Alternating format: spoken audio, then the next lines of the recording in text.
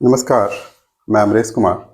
आज हम लोग मिराज के बारे में पढ़ेंगे, अर्थात मृगतृष्णा के बारे में पढ़ेंगे। ये जानने की कोशिश करेंगे कि मिराज होता क्या है, मृगतृष्णा होती क्या है और मरुस्थल के क्षेत्रों में इसका निर्माण किस प्रकार से होता है।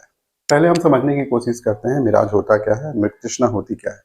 मिराज का निर्माण मुख्य रूप से मरुस्थल डेजर्ट के क्षेत्रों में होता है और वो भी मुख्य रूप से गर्मी के दिनों में होता है, जब पृथ्वी की जो सतह है उसके नज़दीक का तापमान बहुत ज़्यादा होता है और जैसे जैसे हम पृथ्वी की सतह से ऊपर जाते हैं, जो तापमान होता है वो घटता जाता है। साथ ही साथ जो हवा की डेंसिटी होती है वो नीचे से ऊपर जाने पे बढ़ती जाती है। ठीक है, इसके फलस्वरूप होता क्या है कि किसी वस्तु का प्रतिबिंब पृथ्वी की सतह के ऊपर उसी प्रकार से बनता है जिस प्रकार से किसी वस्तु का प्रतिबिंब पानी की सतह के ऊपर बनता है, जिसके फलस्वरूप दूर से देखने पर किसी जीव के दिमाग को, उसके ब्रेन को यह छलावा होता है कि वहां पे जल है, जिसके फलस्वरूप वो वहां तक जाता है।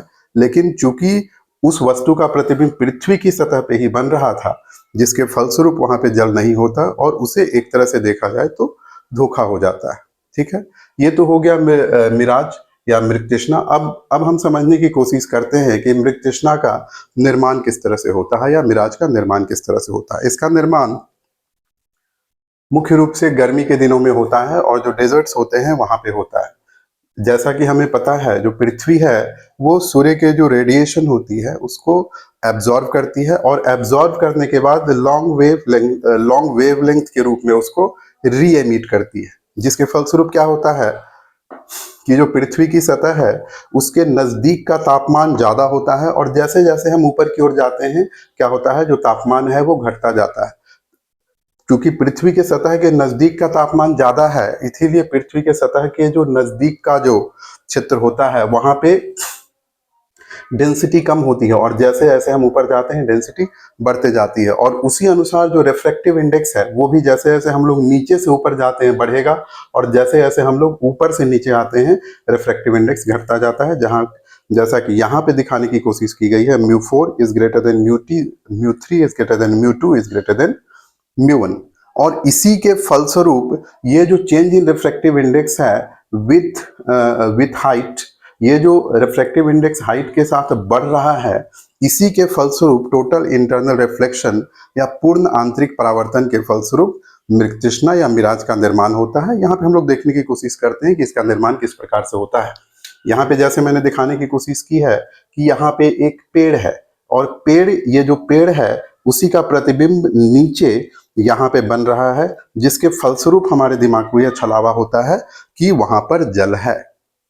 ठीक है, यहाँ से जैसे कि हम लोग ऐसे भी फिजिक्स में अगर हम लोग पढ़ते हैं तो हम लोग को पता है कि प्रतिबिंब कब हमको दिखाई देता है, किसी वस्तु का प्रतिबिंब कहाँ पे बनता है, जब लाइट रेज वहां से आती हुई प्रतीत होती हैं या फिर लाइट रेज वहां पे आकर के वास्तव में मिलती है। अगर वास्तव में मिलती हैं तो वहां पे किस तरह के प्रतिबिंब का निर्माण होता है, वास्तविक। और जहां पे मिलती हुई प्रतीत होती है वहां पे किस प्रकार के इमेज का निर्माण होता है, वर्चुअल। ठीक है, तो अगर हम यहां से देखें, यहां से लाइट रेज अगर आ रही हैं तो लाइट रेज जो आती हैं ऊपर से नीचे तक, हम लोगों ने देखा कि रिफ्रैक्टिव इंडेक्स क्या हो रहा है, धीरे धीरे गिर रहा है। इसीलिए लाइट रेज जब धीरे धीरे नीचे की ओर जाएंगी तो अभिलंब से दूर होती जाती हैं, धीरे धीरे अभिलंब से दूर होती जाती है। यहां पर आकर के क्या होता है, ये जो एंगल ऑफ इंसिडेंस है इस वाले लाइट रे का, ये एंगल ऑफ इंसिडेंस इसके क्रिटिकल एंगल से ज्यादा है। इसके क्रिटिकल एंगल के से ज्यादा होने के फलस्वरूप यहाँ पे लाइट का क्या होता है, पूर्ण आंतरिक परावर्तन होता है और ये लाइट जो होती है वापस इसी मीडियम में चली जाती है और जैसे जैसे दूर जाती है अपने लंब के पास होती जाती है। ठीक है, तो यहां पे अगर आपका आंख है तो आपको ये वाली लाइट नहीं दिखाई देगी, बल्कि आपको ये जो लाइट है जो यहां से पूर्ण आंतरिक परावर्तन के फलस्वरूप हमारी आंख की ओर जा रही है, उससे अगर हम एक्स्ट्रा प्लॉट करते हैं, पीछे की ओर बढ़ाते हैं, तो ये लाइट जहां से आती हुई प्रतीत होगी वहीं पे आपको ये जो पेड़ है इस पेड़ का प्रतिबिंब दिखाई देगा। और एक तरह से देखा जाए तो हमारे आंख के लिए, हमारे ब्रेन के लिए ये एक प्रकार का छलावा होता है, जिसके फलस्वरूप ये जो पेड़ है उसका प्रतिबिंब हमें कहां पे दिखाई देगा, नीचे की ओर दिखाई देगा। और ऐसा किस कारण से होगा? पूर्ण आंतरिक परावर्तन के कारण, क्योंकि लाइट रेज हमारे आंख को यहाँ पे नीचे से ऊपर की ओर जाती हुई दिखाई देंगी। और ऐसा हुआ कि क्यों? तो पूर्ण आंतरिक परावर्तन के कारण, और जिसके फलस्वरूप ये जो वस्तु है या जो पेड़ है उसका प्रतिबिंब स्थल पे बनता हुआ ठीक उसी प्रकार से दिखाई देगा जिस प्रकार से जल में या फिर तालाब में किसी वस्तु का प्रतिबिंब बनता है। ठीक है, तो यहाँ पे हम लोगों ने देखने की कोशिश की कि मिराज क्या होता है, मृग तृष्णा क्या होती है, और किस प्रकार से पूर्ण आंतरिक परावर्तन के फलस्वरूप जो मिराज होता है या जो मृग तृष्णा होती है उसका निर्माण होता है। आज के क्लास में इतना ही। नमस्कार।